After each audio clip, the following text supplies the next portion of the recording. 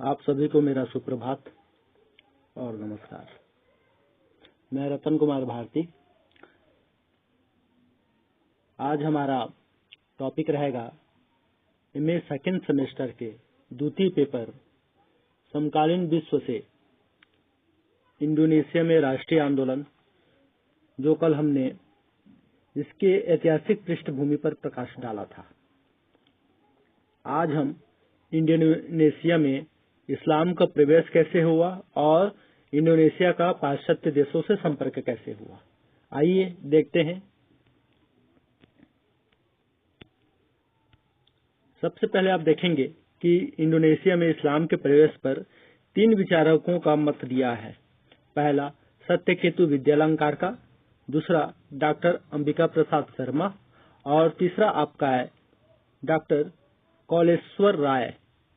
इन तीनों के विचार आइए जानते हैं।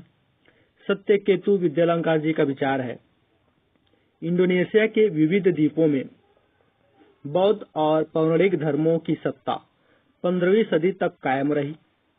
15वीं सदी के इस क्षेत्र में अरब के इस मुस्लिम व्यापारियों ने बड़ी संख्या में आना आरंभ किया। बौद्ध और पौराणिक धर्मों का बहुत ह्रास हो चुका था और इंडोनेशिया प्रदेशों में विविध भारतीय राजा निर्मल हो गए थे। इसके विपरीत इस्लाम में बहुत जीव था। अरब व्यापारियों के साथ बहुत से मुस्लिम प्रचारक भी इस समय जावा, सुमात्रा, बार्ली, बोर्नियो आदि जाने लगे और उनके प्रयत्नों का परिणाम हुआ वहां की बहुसंख्यक जनता ने इस्लाम को स्वीकार किया। सिर्फ बाली ही ऐसा द्वीप रह गया जहां के लोगों ने इस्लाम को स्वीकार नहीं किया। वहां की जनता अब तक भी पौराणिक हिंदू धर्म को मानती है, पर अन्य लोगों द्वीपों में जो मुसलमान बने, उन्होंने अपने पुराने देवी देवताओं की उपासना का सर्वथा परित्याग नहीं कर दिया। उन पर अब तक पौराणिक हिंदू धर्म का प्रभाव अनेक अंक में विद्यमान है। यहाँ पर बताया गया है कि बाली एक ऐसा द्वीप है जहाँ पर इस्लाम स्वीकार नहीं किया गया था और इसके अलावा अन्य जैसे द्वीप हैं, उन द्वीपों पर इस्लाम तो स्वीकार किया गया, लेकिन पूर्णतः जो उनके पौराणिक हिंदू धर्म है वो समाप्त नहीं हुआ था। उनका अंश हमें देखने को मिलता है। आइए अब देखते हैं अंबिका प्रसाद जी क्या कहते हैं। इनका कहना है, दक्षिण पूर्वी एशिया में इस्लाम का प्रचार वस्तुतः भारत के मुस्लिम व्यापारियों और सूफी प्रचारकों द्वारा किया गया। यह क्षेत्र अर्थात सुमात्रा, जावा के गुजराती तथा बंगाली व्यापारियों के लिए एक महत्वपूर्ण केंद्र था, जहां वे भारतीय कपड़े, अन्य सामान लाते थे और बदले में मसाला आदि ले जाते थे। इन्हीं व्यापारियों के असर से इस्लाम में बुनियाद आरंभ पड़ी।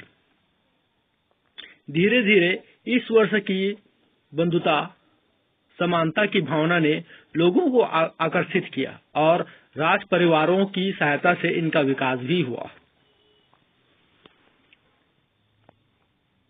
इंडोनेशिया में इस्लाम के प्रवेश के विषय में डॉक्टर कौलेश्वर राय कहते हैं, 15वीं शताब्दी तक इंडोनेशिया के विभिन्न देशों में हिंदू सभ्यता संस्कृति का प्रभुत्व बना रहा। इसी समय यही अरब के मुसलमान व्यापारियों का आगमन हुआ। इसके साथ अनेक इस्लाम धर्म प्रचारक जावा, बाली, बोर्नियो द्वीपों में गए। वे वहां के अधिकांश लोगों को इस्लाम में दीक्षित करने में सफल रहे। लेकिन यह स्पष्ट है कि 13वीं सदी में ही इंडोनेशिया में इस्लाम का प्रवेश हो चुका था। प्रसिद्ध चीनी यात्री मार्को पोलो की यात्रा विवरण से हमें स्पष्ट होता है कि सुमात्रा के उत्तरी भाग में स्थित परलाक में 13वीं सदी के अंत में मुस्लिम शासन स्थापित हो गया था। 11वीं और 12वीं सदी में उत्तरी भारत में तुर्क अफगान अधिकार हो गया था और इस्लाम धर्म का प्रचार गुजरात व बंगाल में हो गया था। अतः भारतीय व्यापारियों द्वारा इस्लाम का प्रवेश इंडोनेशिया में सुमात्रा द्वीप में सबसे पहले हुआ। यहाँ पर कहा गया है, भारतीय व्यापारियों द्वारा इस्लाम का प्रवेश इंडोनेशिया के सुमात्रा द्वीप में सबसे पहले हुआ। इन विवरणों से यह स्पष्ट है कि इंडोनेशिया में इस्लाम धर्म के प्रवेश तथा वहां की बहुसंख्यक जनता के इस्लाम धर्म में दीक्षित होने की प्रक्रिया तथा परिस्थितियों को भली भांति स्पष्ट करते हैं। इस्लाम धर्म के समावेश से इंडोनेशिया द्वीपों में एकता की स्थापना हुई। इस्लाम के प्रवेश का एक परिणाम यह भी हुआ कि इंडोनेशिया में ईसाई के प्रति विरोध और विदेशी शासकों के प्रति बगावत की भावना से प्रेरित राष्ट्रीयता का जन्म हुआ। पाश्चात्य देशों से संपर्क किस तरह से हुआ इंडोनेशिया का, देखते हैं। पाश्चात्य देशों के आगमन से पूर्व इंडोनेशिया की राजनीतिक हालत के विषय में बहुत अधिक जानकारी हमें सत्यकेतु विद्यालंकार, डॉक्टर अंबिका प्रसाद शर्मा, डॉक्टर कौलेश्वर राय आदि के विचारों से स्पष्ट होता है। यहाँ हम इस संदर्भ में इनके विचारों को प्रस्तुत करते हैं। इस्लाम में प्रवेश किस तरह से हुआ, उनके भी विचार है, और पाश्चात्य देशों से संपर्क किस तरह से हुआ, इन विचारों का कथन देखते हैं। सत्यकेतु विद्यालंकार का विचार है कि इस समय इन द्वीपों की राजनीतिक हालत अच्छी नहीं थी। वहां कोई एक ऐसा शक्तिशाली राजा नहीं था जिसके शासन को सब लोग स्वीकार करते हों। जगह बहुत से छोटे छोटे राजा विद्यमान थे जो इस्लाम को स्वीकृत कर चुके थे। ये राजा आपस में लड़ते रहते थे। इस संदर्भ में डॉक्टर अंबिका प्रसाद शर्मा ने अपने विचार कुछ इस तरह उजागर किया है। मार्को पोलो ने 13वीं सदी में ही अपनी यात्रा के दौरान देखा कि महान श्री विजय साम्राज्य विनष्ट हो चुका था और सुमात्रा में उस महान साम्राज्य की जगह पर छोटे छोटे नगर स्थापित हो चुके थे। इसी प्रकार जावा स्थित मचपहित साम्राज्य भी 15वीं सदी के अंत तक मरणासन हो गया था और उसके नाम पर पूर्वी जावा में एक छोटा राज्य बचा रहा। 15वीं सदी के प्रारंभ में मलक्का में इस्लाम की ज्योति प्रज्वलित हुई और धीरे धीरे दक्षिण पूर्वी एशिया के सारे द्वीपों में फैल रही थी। उसके साथ ही चीन में मिंग शासकों, जो कि उनका शासनकाल 1368 से 1644 ने भी 15वीं सदी में अपनी विस्तारवादी नीति द्वारा इस क्षेत्र में अपना राजनीतिक असर स्थापित कर दिया। पाश्चात्य देशों का प्रवेश 15वीं शताब्दी में इंडोनेशिया में हुआ। उस वक्त वहां की राजनीतिक स्थिति बहुत ही दयनीय थी। वहां कई छोटे छोटे राज्य अस्तित्व में थे जो आपस में संघर्षरत थे। मलक्का का इस्लामी राज्य उस समय छोटा हुआ निर्बल था, जिससे विदेशी चीनियों की लोमहर्षक दृष्टि से भी उस पर पड़ी रहती थी। इस अराजकता की स्थिति में यूरोपीय शक्तियों के आगमन हेतु अनुकूल परिस्थितियां निर्मित कर दी थी। 16वीं सदी के प्रारंभ में पुर्तगाली लोगों ने इंडोनेशिया के द्वीपों में आना जाना आरंभ कर दिया। इसके उद्देश्य तथा राजनीतिक लाभ को उजागर करते हुए डॉक्टर कौलेश्वर राय ने लिखा है, 16वीं शताब्दी में पुर्तगालियों का आगमन हुआ।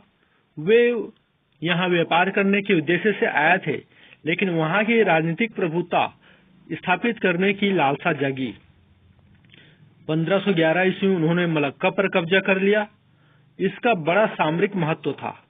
पुर्तगालियों ने वहां दुर्ग बनाकर अपनी समुद्री व्यापार का प्रधान केंद्र बना लिया। 17वीं सदी के आरंभ में इंडोनेशिया में डचों का आगमन हुआ। 1605 में उन्होंने अम्बियाना द्वीप तथा 1661 ईस्वी में मलक्का पर अधिकार कर लिया। इससे दक्षिण पूर्व एशिया में उनकी शक्ति काफी बढ़ गई। हॉलैंड में डच ईस्ट इंडिया कंपनी की स्थापना हुई, जिसने जावा के नगर बटाविया में अपना प्रभुत्व केंद्र स्थापित किया।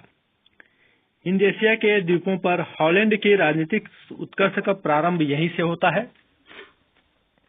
पुर्तगालियों और डचों के अलावा ब्रिटेन के लोगों का भी इंडोनेशिया में आगमन हुआ।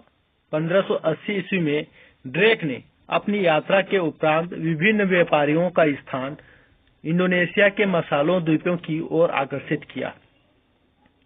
1591 ईस्वी में जॉर्ज रेमंड के नेतृत्व में प्रथम ब्रिटिश अभियान हुआ। 1600 ईस्वी में ईस्ट इंडिया कंपनी की स्थापना के उपरांत 1602 में बट लंकास्टार के नेता ने एक जहाजी बेड़ा सुमात्रा द्वीप पर पहुंचा और बांटम एक कोठी निर्मित की। 1682 ईस्वी तक बांटम ब्रिटिश व्यापारियों का केंद्र रहा। अंग्रेजों को इंडोनेशिया में डचों से संघर्ष करना पड़ा, जिसमें डचों की जीत हुई।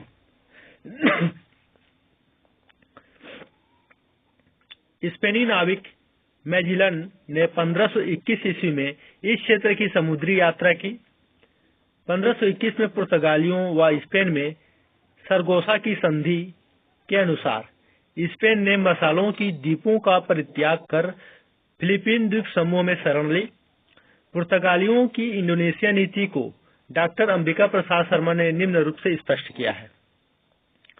पुर्तगालियों ने व्यापार के साथ लूटमार, धर्म प्रचार आदि का मिश्रण और उन्हें मुस्लिम शासकों के साथ सतत जूझना पड़ा। 1547 ईस्वी में उन्हें मसाले के द्वीपों में एक बगावत का भी सामना करना पड़ा और टर्नेट से उन्हें निकाल बाहर किया गया एवं उन्होंने अपना केंद्र टिडोर में बनाया। अंततः इस क्षेत्र में उनका पलायन डच प्रतिद्वंदिता के कारण ही हुआ।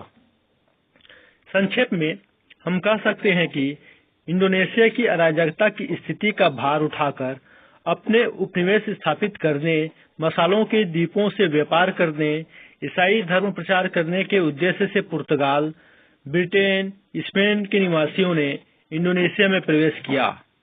प्रवेश के उपरांत इंडोनेशिया में व्यापारिक कोठियां स्थापित करने, व्यापारिक फायदा तथा भूभागों पर अधिकार करने की होड़ में इन यूरोपीय देशों में मध्य परस्पर संघर्ष होने लगे। इसमें डचों का अधिक सफलता मिली। जिस तरह से भारत में यूरोपीय यात्रियों का आगमन हुआ, प्रवेश हुआ और व्यापारिक हितों को संरक्षण प्रदान करने के लिए क्षेत्रीय राजाओं की राजनीतिक निजी कार्यों में हस्तक्षेप डालना प्रारंभ किया, ठीक इसी प्रकार से इंडोनेशिया की स्थिति रही। वहां पर विभिन्न देशों के प्रवेश हुआ और वहां व्यापारिक उद्देश्य को पूरा करने के लिए, वहां पर अपना कब्जा जमाने के लिए इस तरह की नीति का अपनाना प्रारंभ किया। धन्यवाद। आगे हम देखेंगे इंडोनेशिया में डचों का प्रभुत्व किस तरह से हुआ और आगे की टॉपिक जो बचा हुआ है, छोटा छोटा करके देखेंगे टॉपिक, तो ज्यादा बेहतर समझ में आएगा। और टॉपिक खत्म होने के अंत में इससे संबंधित मैं प्रश्न दूंगा जिसको आपको हल करने हैं। धन्यवाद।